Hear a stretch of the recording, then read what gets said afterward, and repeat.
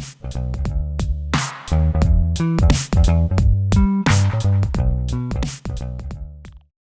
I'm Holly Shockley with Red Christian Counseling. This is Kevon Owen with the Owen Clinic, and today we're going to talk about mental renovations, how to frame and reframe for an easier life.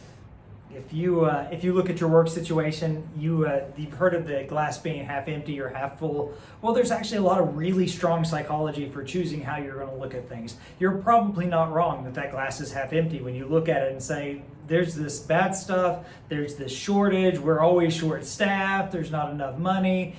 You're probably right, but there's also the glass being half full and the fact that there is a job, that you are doing something that's meaningful. And that's using work as an example, but how you choose to look at your situation can often change how you're approaching it. Mm-hmm. Yeah, and so the glass is half full, the glass is half empty, or the glass just is.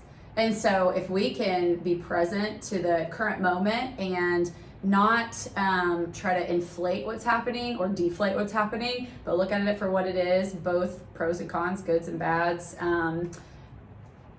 I think that we do better whenever we're present to our realities. And a lot of times whenever we start jumping head off into the negative mindset, that just creates all those neural pathways and we go down the toilet drain. And so how are we able to pull ourselves back out, Kevon, and reframe for a mental renovation whenever we're stuck in the drain?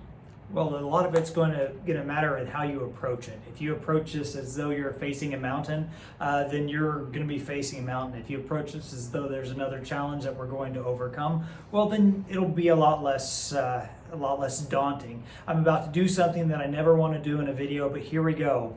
If I'm the problem and I'm here, that's too close, it's too big. I nearly eclipsed Holly right there with my giant face. If you're looking at your problem and you're way too close, or maybe you're locked in on how challenging it could be, maybe it's time to look at how can I get a little distance between here and there? How can I see what's going right or take the right inventory? Yeah.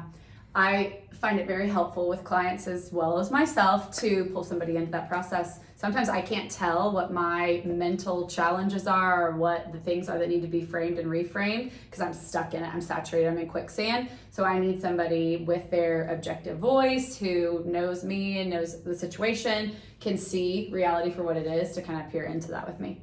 Every now and then someone will tell me something and I'll ask them to say what they just said to me differently because well, you're running a script. You're running an idea or a visualization of what it is that you're going through. If you say it differently, and then maybe if you say it differently again after that, say it until it becomes something that is more appropriate or more positive to your situation. There is actually some power in positive thinking.